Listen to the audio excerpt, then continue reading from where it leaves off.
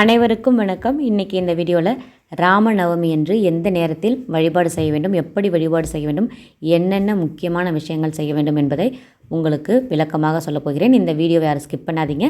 Skip பண்ணிங்கன்னா என்னோடய முழுமையான கருத்துக்கள் உங்களை வந்து சேராது. வாங்க வீடியோக்குள்ளே போகலாம். சேனல் சப்ஸ்கிரைப் பண்ணலாம், சப்ஸ்கிரைப் பண்ணிக்கோங்க. எம்பெருமான் ராமர் அவதரித்த நாள்தான் ராமநவமியாக கொண்டாடி வருகின்றோம்.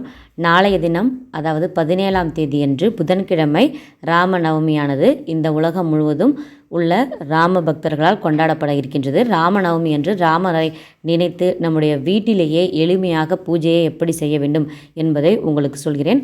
ராமருக்கு பிடித்தமான பொருட்கள் என்னென்ன என்பதை நீங்கள் தெரிந்து கொள்ளுங்கள். பூஜை அறையில் வைக்க வேண்டிய பொருட்கள் என்னென்ன என்று அதை தெரிந்து கொண்டு அதன்படி நீங்கள் பூஜை செய்யும் பொழுது உங்களுக்கு அதனுடைய பலன் பல மடங்காக கிடைக்கும்.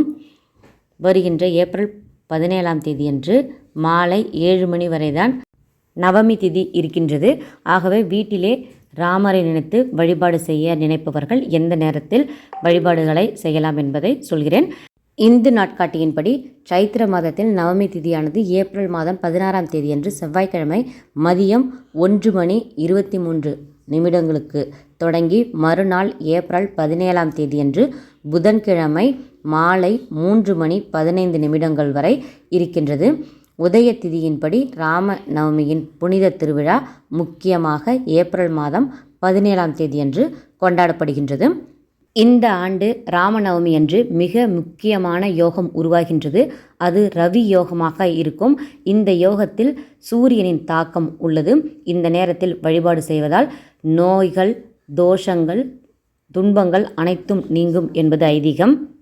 இந்த அபூர்வமான ராமநவமி நாளில் ஏப்ரல் 17ஆம் தேதியன்று புதன்கிழமை காலை 11:10 முதல் மதியம் 1:43 வரை ராமநவமியின் அபிஜித் முகூர்த்தம் இருக்கின்றது. அதன் பிறகு விஜய் முகூர்த்தம் 2:34 முதல் 3:24 வரை இருக்கின்றது. அதேபோல கோதுளி முகூர்த்தமானது மாலை 6:47 தொடங்கி இரவு 7:09 வரை இருக்கின்றது. இந்த நேரங்களில் நீங்கள் வழிபாடு செய்யும் பொழுது உங்களுக்கு அதன் பலன் அதீதமாக கிடைக்கும். விரதம் இருப்பது என்பது அவரவருடைய உடல் ஆரோக்கியத்தை பொறுத்ததுதான். பூஜை அறையில் ராமரது பட்டாபிஷேக படம் இருந்தால் அந்த படத்திற்கு கட்டாயமாக துளசி மாலை அணிவிக்க வேண்டும். கூடவே ஒரு தாமரை பூ மகாலட்சுமிக்காக வாங்கி வந்து வைத்து விடுங்கள். இந்த 2 பூக்களையும் வைத்து ராமநவமி வழிபாடு செய்வது சிறப்பு.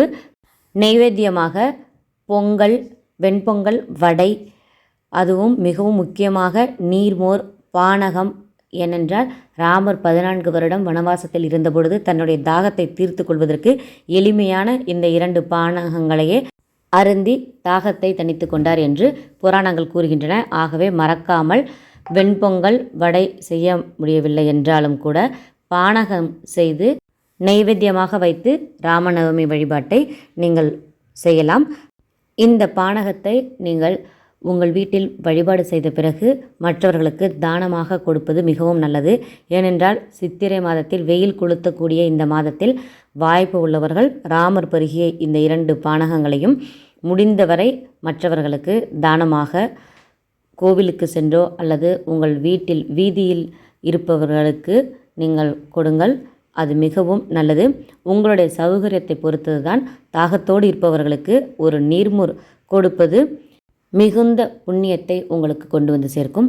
அதிலும் ராமநவமியில் ராமரை நினைத்து இந்த தானத்தை நீங்கள் கொடுத்தால் 7 ஜென்மத்திற்கும் பாவம் தீர்ந்து 7 ஜென்மத்திற்கும் அந்த ராமரின் ஆசிர்வாதம் உங்கள் குடும்பத்திற்கு கிடைக்கும்.